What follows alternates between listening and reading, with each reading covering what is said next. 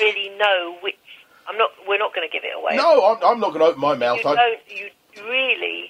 don't know what's going to happen. No. So I started writing the sequel, you'll be pleased to know. Oh, good. Yes, last summer.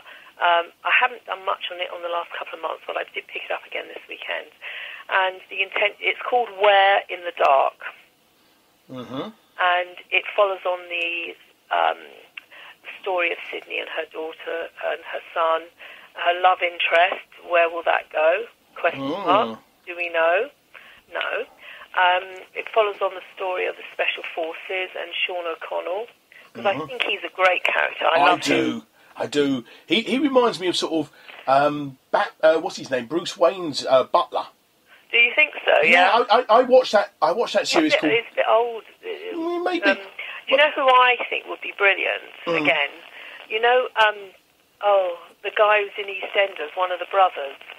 Oh, Grant or Phil? No, the other one, not Grant. Phil. Yeah. Grant. Oh, I don't know which one. He was in an SAS program. Yeah, I'm trying to remember his name. It's not Steve McFadden. It's the other guy. You know the one I mean. I do indeed. Yeah, he used to play Grant Mitchell. He would be good. The guy I see. I've been watching this series called Gotham, and it's about the pre of Batman. And there's a guy in there called Sean Pertwee. And is there any relation to John Pertwee? He is. I believe he's his son or his nephew. Okay, and, I'll have to look him up. He plays Bruce Wayne's butler, and he's obviously. But I was thinking of the original one. No. This is I think it's on Channel 5. I think it's in my age. Yeah, I know. Well, me too. I remember it as well. And I don't know what it is. His name's Sean Pertwee, and I imagined him as that character or somebody very similar. Really, I'm going to look him up. Yeah, very. Yeah, Sean Pertwee. The series is called Gotham as well. It's on Channel 5. Just give them a big plug as well. No, yeah. I will do. That's the sort of character I wanted. Someone sort of Irish, beefy. Yeah. You know. Yeah. So the second book, Where in the Dark, hopefully will be out in time for Christmas. Oh, Christmas! Oh, great! I know I've got my Christmas present sorted out. Now, who thought of the title this time? You or your husband? No. Well. All right. Am I getting the credit for that one as well? No. Oh, okay. You can think of the third one because it's a trilogy, and maybe carrying on. I don't know. Really? I love Sydney. I don't think I want to lose her. I think she's an interesting character. The great thing about her is, I mean, she's a mum, as you say. She's being pulled by the family, the investigation, and of course her sick mum. You know, which so she. Although on the outside, you see, these are the shadows behind her smile. The outside, she is a very strong, feisty businesswoman. She doesn't. You know, she will get to the truth. She won't say no to anything. But she has this vulnerability behind her. So she's a Rottweiler with a heart. Yes. I'd go with that. I don't disagree with that one. I'd say I read a lot of books. I probably read one a month or one more than that actually, but one every 2 or 3 weeks. Sure. And I really enjoyed it, and I can't speak highly enough of it. I really thought it was a great book. And it was one I actually brought, and I'll be honest with you, I don't buy too many. I'll send you a signed one. Oh, will you? Absolutely. That would be lovely. That would be great. I read it on the electric device, and I sort of joined one of these organisations where I get sort of free books from sort of American authors. And I'll be honest with you, I don't very often buy one, but I bought this one, and should we say, it was money well spent. That's really kind of you, thank you. I really enjoyed it. In fact, it's been doing really well in the UK and the US. Yeah. And I think English authors, the Americans loving... I was out in America late last year, and in late 2015, and the British thing is... It's almost like the British invasion. Media and sort of publishing have really taken off over there. And, you know, the music is big out there again. The TV is big. I mean, with Downton Abbey. They love us. They do. The only thing is, they keep asking me if I'm Australian, which I find immensely annoying. And they think everybody watches and lives like Downton Abbey. Oh, wouldn't that be wonderful? Oh, it'd be lovely. And I've had Americans ask me, so how often have you had tea with the Queen? They seem to think that we... What did you say? So actually, it was only last week. Well, I said it was a couple of days before I went out, actually. And I played him along, and I think he believed every word. But it's very funny, isn't it? It is. I find that when people talk to me in America, I find that I talk with more of a British accent. Yeah, it does. I would start talking like, more clipped. And I'd say, well, so nice of you to say. Yeah, it is. I must admit, I've got a great put down because people keep asking me if I'm Australian out there. I go out there at least once a year. Yes. And I a couple of years ago, I was in a particular place, and every day I kept getting asked if I was Australian. So I had this lined up, and the following day I came down the hotel lift, and there was a couple in there with me, and they said the magic line, "Are you Australian?" So I turned round to the wife, and the wife of the couple. I said, "No, are you Canadian?"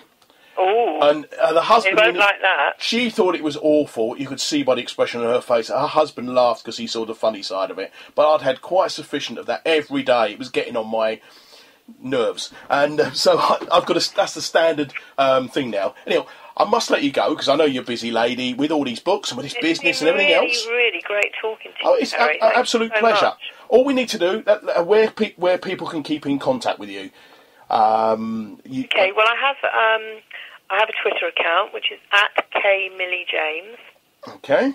They can also go onto my website, which is www.karenmillie-james.com. And that's IE, isn't it? Not Y? MILLIE, yes. Yep. And I really love to get the feedback. That would be absolutely brilliant. Mm-hmm. So and anyone buying my book, I'd be happy if they contact me, and I'm happy to sign the book for them. Mm-hmm. Where else are we? Hopefully the book is going to be going into all the good bookshops in this month, which is fantastic. She's great. So W.H. Smith, etc. And Waterstones, etc. So yeah. and you can order it. You can get it. I mean, it's on the infamous. It's on Amazon in hardback, paperback, and as an ebook. Yeah. Yeah, it's been doing amazing. The first week of release, it went up to number 2 in the UK. Wow. And it's hovering now. I think it's gone down quite a bit. Last week it was number 10, and it's in the top 30 in the US. Well, an ebook, which is brilliant. Well, if when you wrote it, if I'd have said to you, you're going to have a top 10 book, you'd have probably laughed at me, wouldn't you? Yeah. So, yeah. Well, good luck with the book, and good luck with the new one.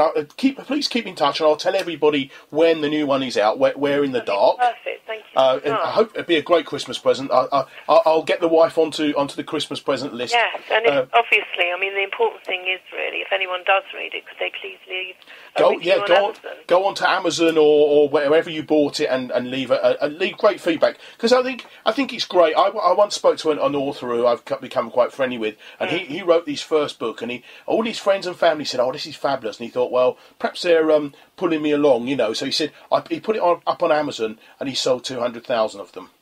Wow! So I think that is the thing. If you can get, I mean, if you've been up to number 2 and number 10, the book is obviously a great read. And so if you don't have to believe me, go and spend your money and enjoy a great read. It's called The Shadow Behind Her Smile, or The Shadows Behind Her Smile, and it's by Karen Millie-James. So just look up Karen Millie-James on Amazon, and there you can go and buy your book. Thank you very much for your time today, Karen. It's been an absolute pleasure. And likewise, it's been really good speaking to you. Thank you so much. Woke up and the toilet was overflowing. Must call the plumber. Realised the kids needed swimming lessons as it's all got out of control. Luckily the old windows gave out, so we all floated outside. Must get on to the glazers. And now the garden looks atrocious. Now what was the number for that landscaper? Because you never know when a potential customer needs you, get yourself listed in your local flyer, the local business directory. Your local flyer, bringing businesses to your fingertips.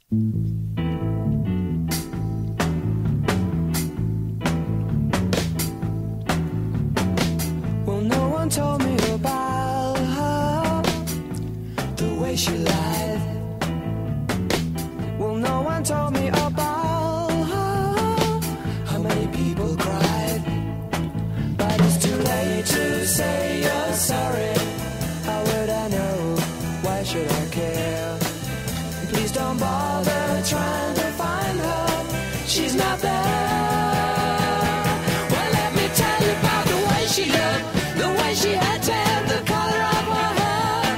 Her voice was soft and cool, her eyes were clear and bright, but she's not there.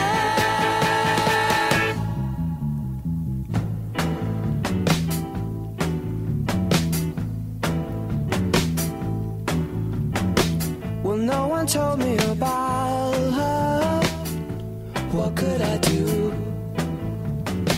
Well, no one told me about her, though they all knew. But it's too late.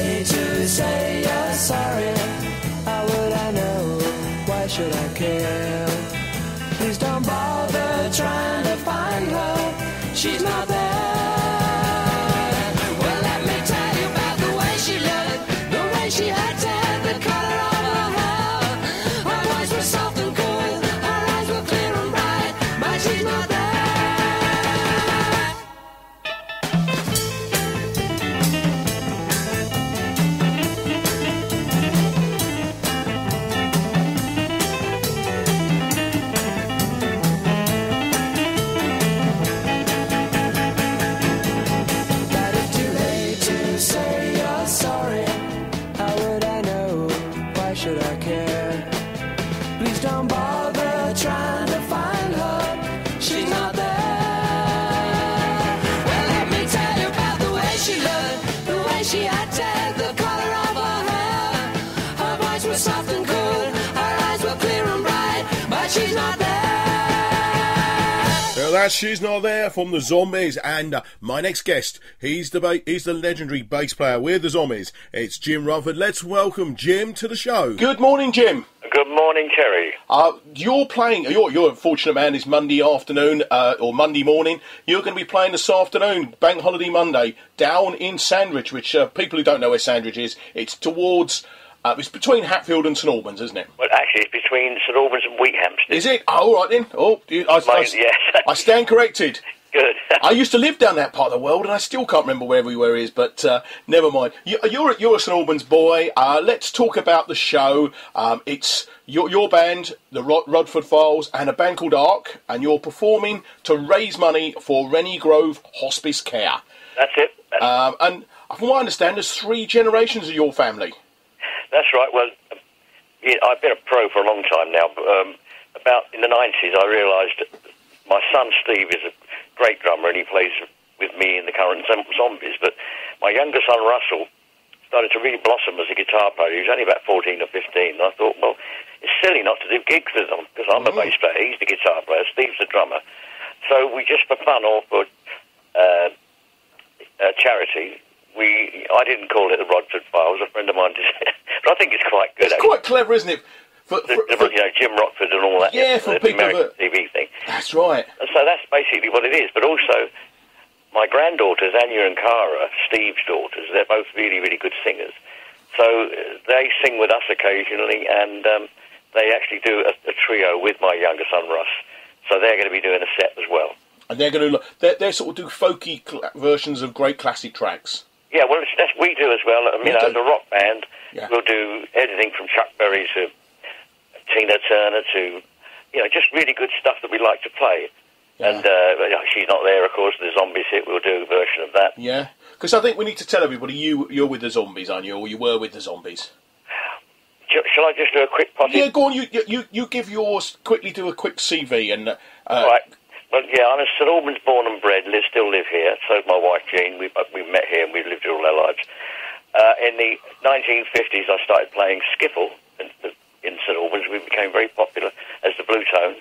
I was playing THS bass, and then we went electric. And by the time 1961 came around, we were fully electric, like most of the bands in the country, playing rock and roll. And my younger cousin Rod Argent, who's 5 years younger than me, he in 61, he said, I want to form a band, will you be in it? Well, I said, I won't be in it, I'll get you started. And that was the very beginning of the Zombies, who took 3 years to get really, really good, and then they won a competition at the Watford Town Hall in 1963, and they won it. The first prize was one record session at Decca Records. They recorded She's Not There that Rod wrote, and it went straight to the top of the American charts, and that was the second only English band to have a #1 over there, after the Beatles. I turned pro with another band at the time, the Mike Cotton Sound, went through the 60s. At the end of the 60s, Rod Argent and I discussed forming the band that we'd always wanted to as boys. That was Argent. We had 2 or 3 big hits, including Hold Your Head Up and Gotta Go Rock and Roll to You. The band split up in the late 70s. I joined the Kinks for 20 years, was on their biggest selling albums in the States particularly. And at the end of the 90s, Ray Davies left the Kinks and went solo, and he's still solo. And Rod Argent, Colin Blunstone, the original singer from the Zombies, and myself, and Steve on drums, my son, we formed